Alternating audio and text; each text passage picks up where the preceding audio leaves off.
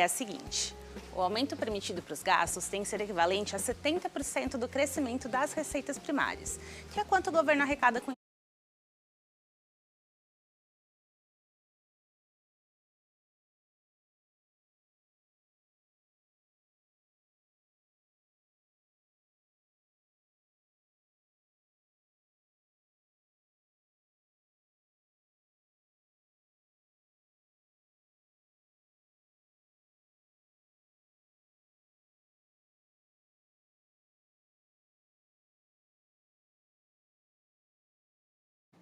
Depois de 3 meses de trabalho e negociações, o ministro da Fazenda, Fernando Haddad, e a ministra do Planejamento, Simone Tebet, apresentaram hoje a proposta do governo federal para as novas regras de controle de gastos. O texto estabelece limites de crescimento das despesas e metas de desempenho das contas públicas. A proposta é que o novo arcabouço fiscal substitua o teto de gastos, em vigor desde 2017, e que limita o crescimento dos gastos à inflação do ano anterior. O governo federal quer combinar 2 tipos de meta para tirar as contas públicas do vermelho. A primeira meta é o controle das despesas do governo federal. Ao contrário do teto de gastos, a proposta prevê crescimento das despesas acima da inflação. A cada ano, a despesa terá alta real de 0,6% a 2,5%. Esses são o piso e o limite máximo de avanço dos gastos. E para garantir que esse crescimento vá em ritmo controlado, a proposta estabelece uma outra trava. As despesas vão poder crescer somente até 70% do que aumentou do lado da receita, a arrecadação com impostos e outras fontes. Na prática, essas regras vão ser combinadas assim.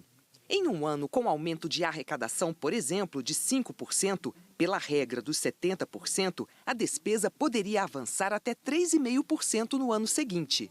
Mas, como a trava de crescimento é de 2,5%, esse será, na prática, o limite máximo.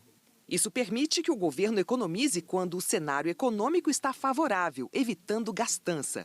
Já em um ano ruim, com um crescimento na arrecadação de 0,8%, por exemplo, pela regra dos 70%, a despesa poderia avançar somente 0,56% no ano seguinte.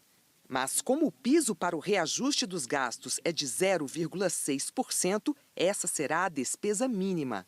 Isso permite que, mesmo em um cenário econômico desfavorável, o governo seja capaz de aumentar moderadamente as despesas. O ministro da Fazenda, Fernando Haddad, explicou que esse mecanismo é importante para compensar oscilações da economia. Por que essa limitação é importante? Porque é o colchão que você precisa para a fase ruim. Por isso que chama anticíclico. Você faz um colchão na fase boa para poder usá-lo na fase ruim. E não deixar que o Estado se desorganize, sobretudo quando está envolvido o direito do cidadão a aqueles serviços constitucionalmente estabelecidos. Então você dá segurança não só para o empresário que quer investir, mas para as famílias que precisam, né, do apoio do Estado no que diz respeito aos serviços essenciais de saúde, educação, assistência e assim por diante. A segunda meta da proposta do novo arcabouço fiscal é para o chamado resultado primário, a diferença entre o que é arrecadado e o que é gasto pelo governo, sem considerar o pagamento dos juros da dívida pública. Hoje, a meta de resultado primário é fixa. O governo propõe criar um intervalo dentro do qual esse saldo entre receitas e despesas pode variar. É um modelo semelhante ao sistema de meta de inflação já em vigor hoje no Brasil. Essa banda será de 0,25 ponto percentual para mais e para menos.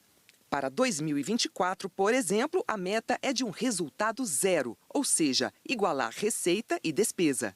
Com a banda, a meta será considerada cumprida se variar entre um resultado negativo de 0,25% do PIB até um saldo positivo de 0,25%.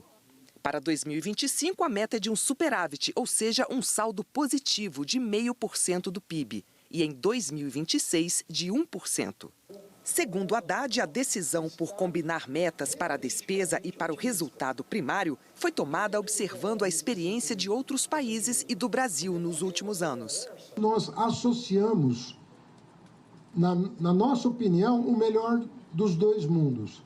Você traçar uma trajetória consistente de resultado primário, em que necessariamente a despesa vai correr atrás da receita e, portanto, você vai ampliar o espaço, digamos assim, de economia, justamente para dar sustentabilidade para as contas públicas, mas você não tem uma rigidez absoluta, porque as demandas sociais estão aí, precisam ser atendidas, mas de maneira responsável do ponto de vista das contas, mas também do ponto de vista social.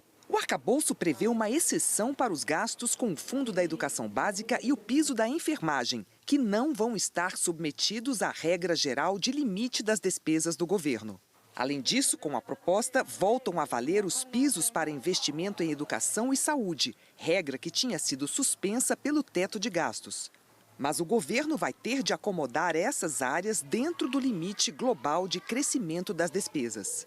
A ministra do Planejamento, Simone Tebet, disse que o novo arcabouço fiscal atende à orientação do presidente Luiz Inácio Lula da Silva de aliar responsabilidade fiscal e social. Nós queremos o pobre no orçamento, mas mais que o pobre, nós queremos a primeira infância, nós queremos os jovens, nós queremos os idosos, nós queremos 210 milhões de brasileiros contemplados com políticas públicas. Fernando Haddad afirmou que o governo federal pretende aumentar a arrecadação.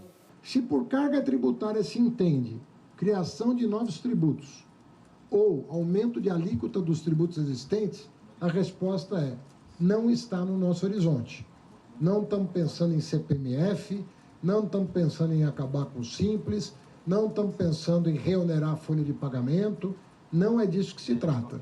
Do que se trata, portanto, lembro a frase do presidente Lula durante a campanha: meu governo vai colocar o pobre no orçamento e o rico no imposto de renda. O que significa isso na prática? Significa que nós temos que fazer quem não paga imposto pagar. A nova proposta assegura mais investimentos públicos, promessa de campanha do presidente Lula. Pelo texto, o valor que está previsto no orçamento deste ano, cerca de 70 bilhões de reais, passa a ser o piso para investimentos, corrigido pela inflação para os anos seguintes. Valor que pode crescer se houver uma melhora no desempenho das contas públicas. Fernando Haddad afirmou que a proposta do novo arcabouço fiscal foi apenas a primeira etapa do plano de crescimento econômico do país.